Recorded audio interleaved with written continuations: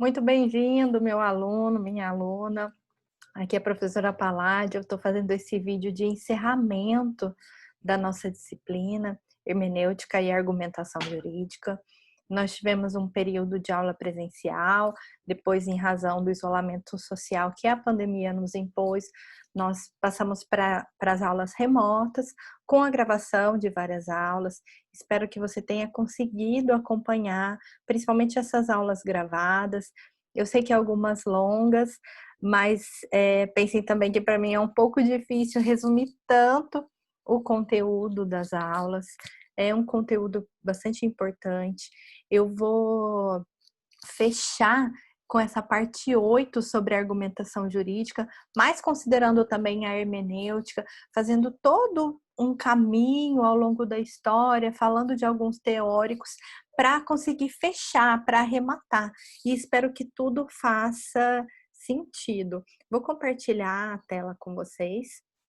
E nesse comecinho, vamos contextualizar historicizando a hermenêutica, porque a hermenêutica ela sofreu várias transformações, lembrando que a hermenêutica é essa ciência, né, da interpretação, no nosso caso da interpretação jurídica, ela, ela ao longo do tempo, a hermenêutica ela possibilitou, dentro das suas mudanças, que o discurso transitasse de uma perspectiva interna para perspectiva externa, ou seja, que no início a hermenêutica ela descrevia os modos como tradicionalmente se interpretava e havia, por meio da hermenêutica, uma legitimação acrítica, ou seja, sem qualquer questionamento, dos padrões interpretativos hegemônicos, o que mostra a força dos cânones. Lembra dos cânones?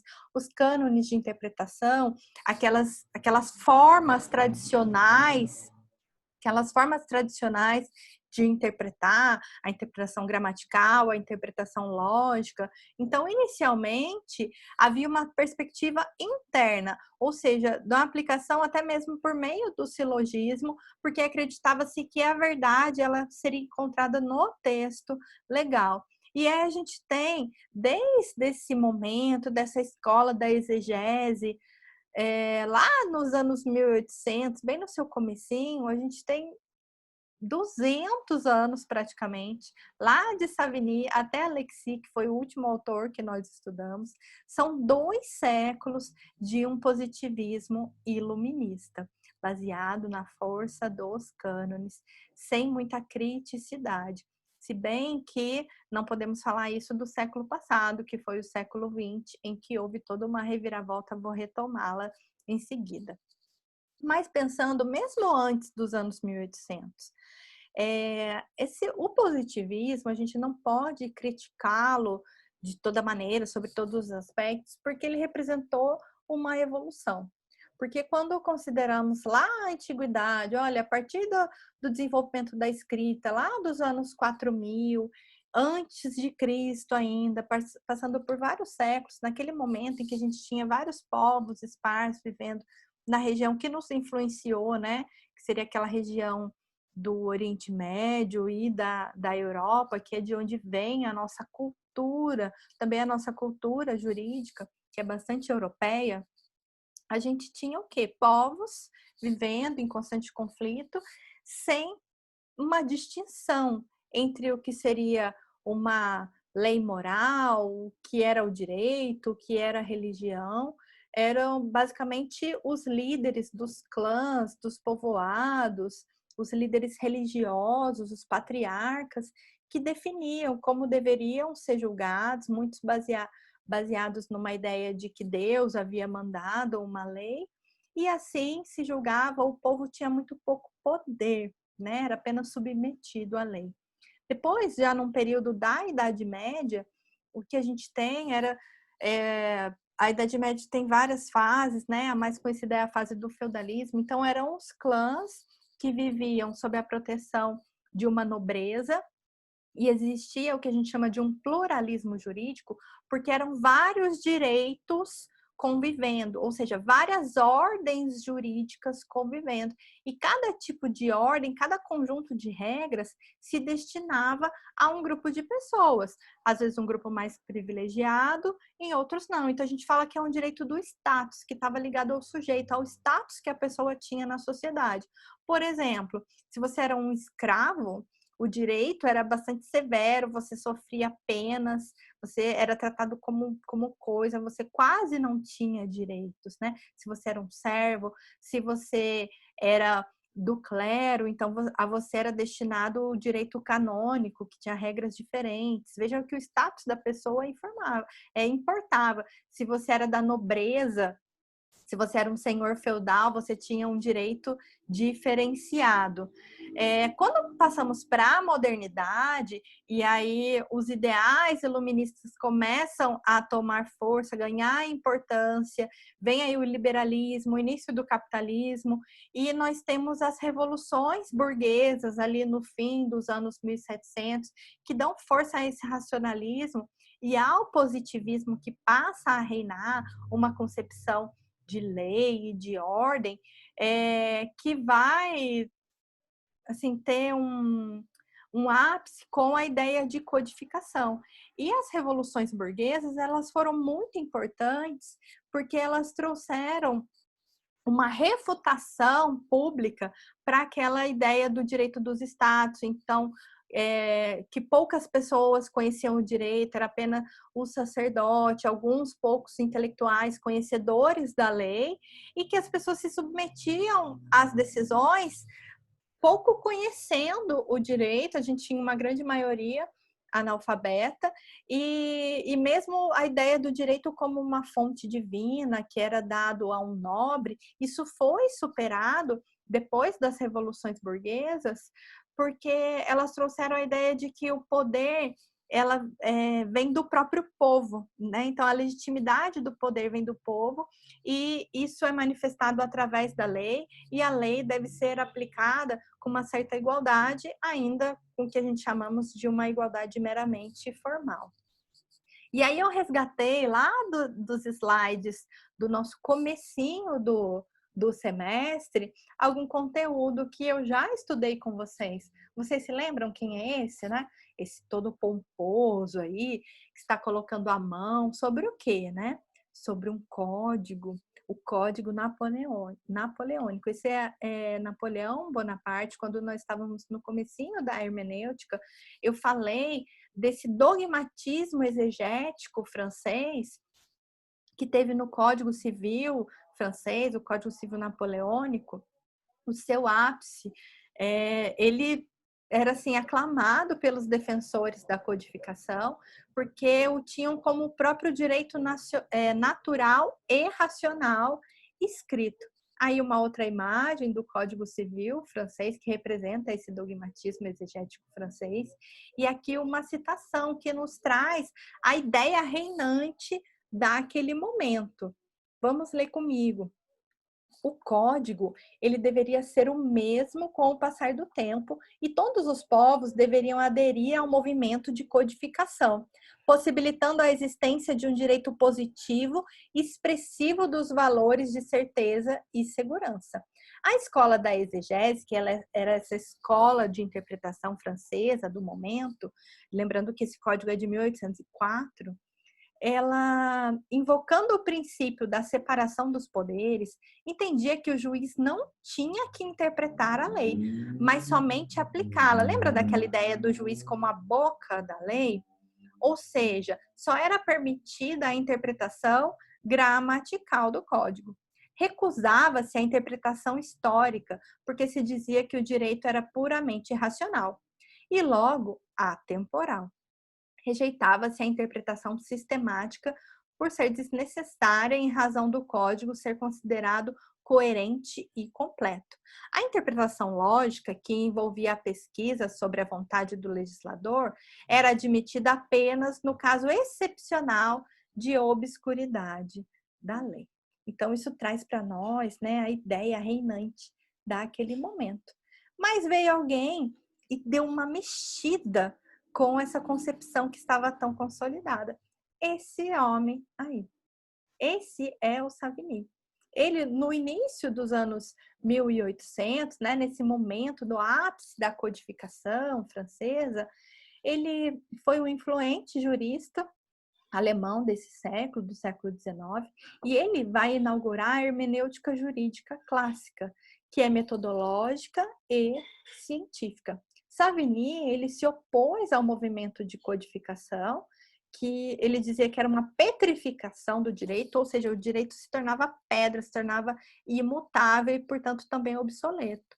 Para ele, o direito não era uma expressão pura da razão, também não era universal, ou seja, a ideia de ter um único código para todos, porque cada nação segue o espírito do seu povo e por isso o direito deve pautar-se pelos costumes da nação. Para ele, não é o legislador quem é o sistematizador do direito, mas sim o jurista, por meio da hermenêutica, e o seu método, ele era filosófico, que é como um método sistêmico e histórico, ou seja, era um método mais amplo, que não estava baseado apenas no sentido gramatical da lei ou lógico. Ele admitiu, além da interpretação gramatical e da lógica, a interpretação sistemática e histórica. Isso aí, ó, relembrei lá das nossas aulas, dos nossos slides da parte 1. Então, as tendências teóricas dominantes na Europa, nesse século XIX, eram as tendências positivistas, tanto da escola da exegese, que era legalista, quanto da jurisprudência dos conceitos, que era formalista. Ambas, ou seja, as duas, elas consideravam que a alteração do conteúdo do direito somente poderia ser feita pelo próprio legislador e não pelos intérpretes e aplicadores. Aí veio na verdade, essa hermenêutica que é anterior, né, que é tradicional antes de Savigny, ela acreditava numa ordem jurídica completa e coerente, sem lacunas nem contradições, pois tinha um compromisso de uma segurança ideologicamente ligada ao modelo napoleônico de direito. Falava que era científica, né, defendia que essa sim era uma interpretação científica do direito, e era uma teoria jurídica bastante tradicional, baseada na lei, com viés positivista, mas ela era fundada num pressuposto que era bastante importante, que ainda é importante, né?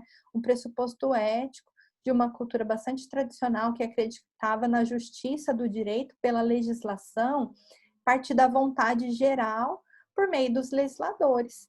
E acreditava também na separação dos poderes como uma garantia de proteção do arbítrio do governante ou do juiz. Portanto, nem o governante que a gente tem como executivo hoje, nem o juiz poderiam modificar o que é feito pelo legislador. Isso era uma garantia para o cidadão. Então, são argumentos coerentes, né, que a gente não pode desconsiderar nos dias de hoje. Porém, gente, nesse mesmo século XIX, a sociedade mudou muito.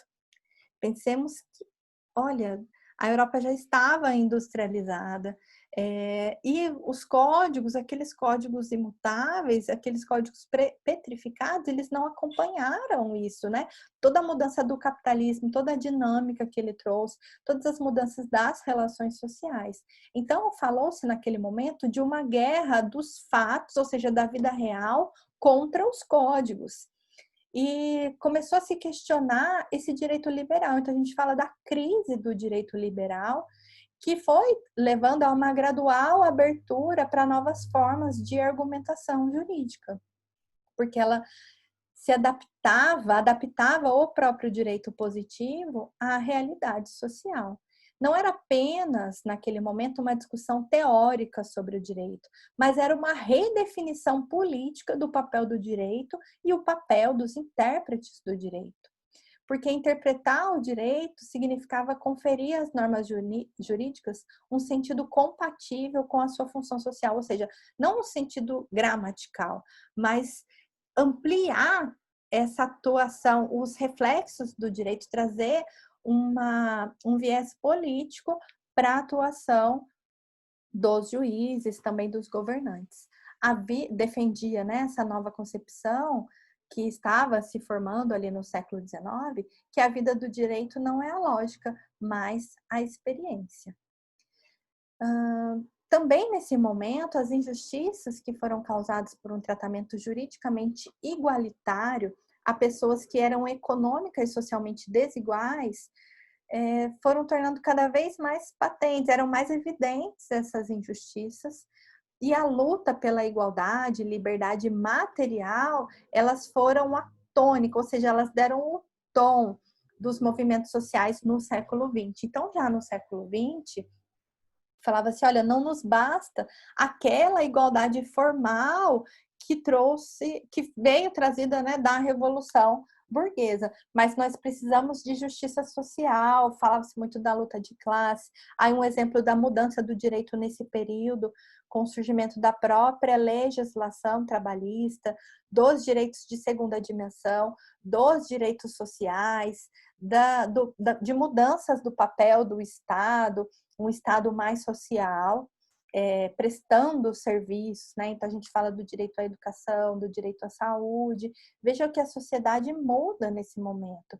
E aquela guerra dos fatos sobre o direito traz uma crise de legitimidade. A hermenêutica da época é colocada em xeque, porque ela estava baseada nos cânones do passado, que defendia uma codificação petrificada. E as decisões jurídicas eram percebidas como injustas quando se baseavam na lei petrificada.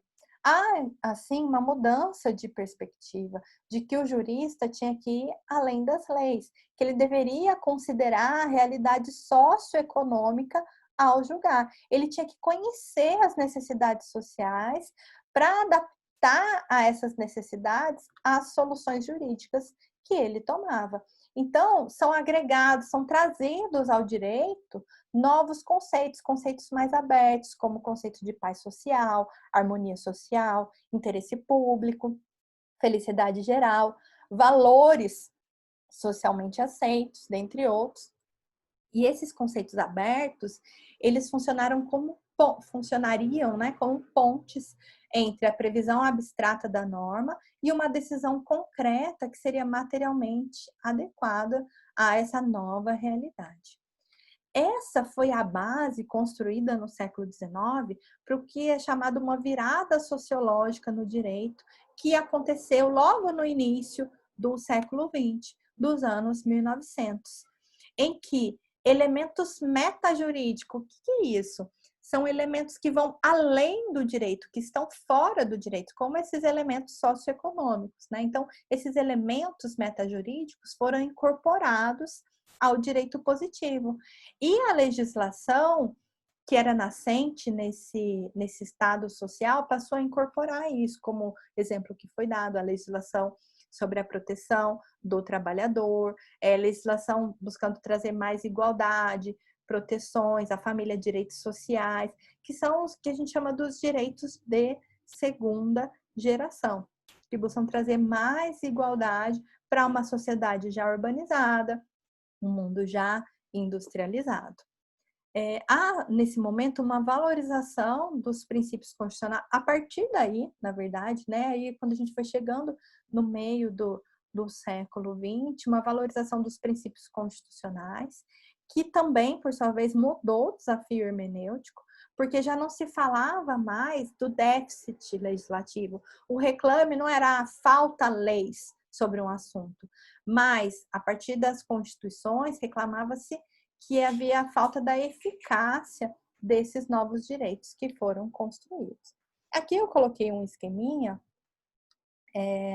que vão mostrar essas fases, essas dimensões das concepções sobre o direito, mas eu coloquei setas e sequência nelas, mas isso não quer dizer que veio uma depois a outra, tá? Elas acabaram convivendo, como o positivismo sociológico e o neopositivismo. Então, nós passamos de um primeiro momento, um positivismo mais legalista e formalista, em que se considerava, veja aí em verdinho, olha, que o direito ele estava nos códigos e que o direito era a vontade do próprio legislador, para um positivismo sociológico, esse momento de abertura, né, de encontrar o direito nas relações sociais, de dar ao juiz um papel político na sociedade e de buscar uma finalidade social para o direito. E rebatendo esse positivismo sociológico vem o neopositivismo, com o Kelsen, como seu grande expoente, né, o grande nome do neopositivismo, em que ele fala, olha, aquela abertura sociológica e política do direito é uma pseudociência com esse secretismo, com essa mistura. O Kelsen ele vai pensar cientificamente o direito como um sistema de normas, e esse neopositivismo também é encontrado no realismo norte-americano.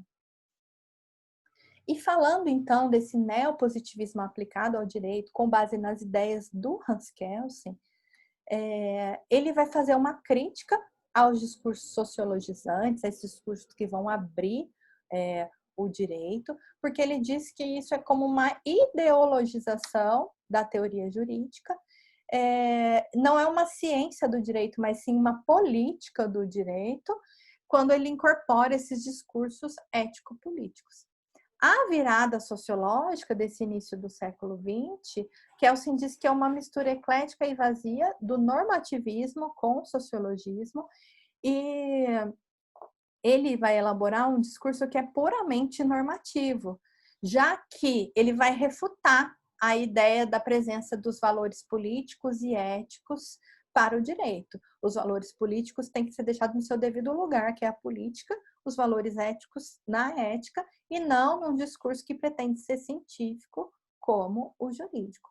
Ele admite que existe uma conexão bem próxima entre o direito, a sociologia, a ética e a política. Mas ele fala que não deve haver uma mescla desses ramos do saber e que essa mescla ela não vai gerar um conhecimento melhor ou um conhecimento mais profundo e só vai confundir as metodologias de cada um, o que vai obscurecer a ciência jurídica e o que acaba gerando um risco de se perder a autonomia do direito.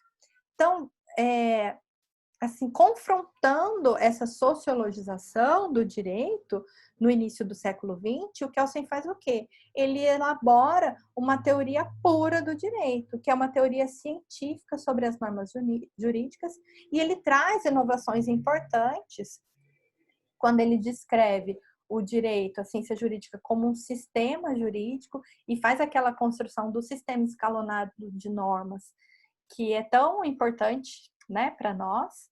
E ele vai propor uma nova teoria da interpretação. Então, gente, nesse início do século XX, nós temos um neopositivismo, que é lógico, que ele fala da impossibilidade de uma escolha valorativa ser racional, de se escolher racionalmente entre os valores conflitantes. Ele fala, olha, quando nós fizemos a aplicação de padrões científicos de racionalidade ao discurso jurídico, isso revelou, isso nos conduziu à percepção de que as atividades dos juízes são mais políticas e não científicas. Portanto, são atividades irracionais. E vão refutar ainda, né? Vão criticar dizendo, olha, ficou definido que a aplicação do direito feita dessa forma é baseada em uma espécie de farsa, na qual os juízes dizem e pensam descobrir um sentido que eles inventam de forma consciente ou inconsciente. Então, veja, né, como esse neopositivismo lógico, ele rebate a socialização, a sociologização do direito, essa abertura do direito, o direito como tendo um papel de política social. Então, ele vai rebater isso e ele vai dizer que não é possível ter esses juízos de valor, esses juízos morais na aplicação do direito, porque isso torna o direito irracional e não racional. Porém, a gente viu que na metade do século XX a gente tem uma mudança dos paradigmas, né? Uma mudança que propõe uma saída das teorias da interpretação, que buscavam construir métodos de interpretação, para teorias da argumentação, que vão se dedicar a construir padrões para que os argumentos sejam consistentes, para que os argumentos sejam racionais. Isso entendendo porque essa mudança ela vai acontecer porque entendeu-se que a hermenêutica moderna, ela tinha alguns limites, né? E esses limites foram percebidos na medida em que ela buscava métodos para chegar a uma verdade, mas o desenvolvimento dessas filosofias da linguagem que acontecem no meio dos anos de 1900, que a gente chama de giro pragmático linguístico, eles vão mostrar que não é possível se chegar a essa verdade e vão apontar o caminho da argumentação jurídica, porque a atuação dentro de um jogo linguístico não se deixa explicar por relações de causalidade, ou seja, pelo uso do mero silogismo, pois ele se conduz de modo argumentativo e movido por intencionalidades. Os pensadores desse momento começaram a estudar o direito buscando compreender as interações linguísticas por meio dos quais o direito opera. Então, traz essa perspectiva externa, não só interna da aplicação correta do silogismo, mas externa de como escolher as premissas, de como chegar à melhor premissa, principalmente nos casos que são difíceis. E aí, no direito, a gente tem um precursor que foi por nós estudado, que é a perspectiva trazida pelo alemão Theodor Vivek, com a sua Tópica e Jurisprudência, que foi publicado lá em 1953. E ele vai se contrapor, então, àquela tendência anterior, que era de um pensamento jurídico como uma forma de pensamento sistemático. E ele vai dizer que, olha, o que caracteriza o raciocínio jurídico é, na verdade, uma argumentação tópica, uma argumentação problemática, que o direito, ele nasce a partir não ele nasce, mas ele pode ser construído a partir da problematização. Então, lembram daquela mudança de paradigma que eu relatei até na nossa aula anterior, na parte 7ª, que a gente sai da subsunção, que é a aplicação da norma ao fato, e vai para as teorias da argumentação, em que a gente sai do problema, do caso, e chega à sua solução por meio da argumentação. E essa nova visão, ela vai possibilitar que os teóricos eles passem a construir teorias da argumentação jurídica, que vão buscar a justificação das decisões, que permitem, né, que aceitam que os juízos de valor estejam presentes nas decisões, mas que sejam racionalmente justificados através da argumentação jurídica. E assim, meus queridos, eu fecho aqui o nosso semestre de estudos, agradecendo demais aqueles que puderam acompanhar, que se dedicaram, que estudaram. Meu trabalho é feito para todos vocês, né? E só quando vocês acessam é que ele vale a pena. Nós tivemos esse período aí de distanciamento. Claro que eu fico aqui morrendo de saudades e desejando que vocês estejam bem, que se cuidem. Nós teremos um período de férias, um período de descanso, e eu espero revê-los em breve, estar com vocês no nosso próximo semestre. Um grande abraço da professora Paládio.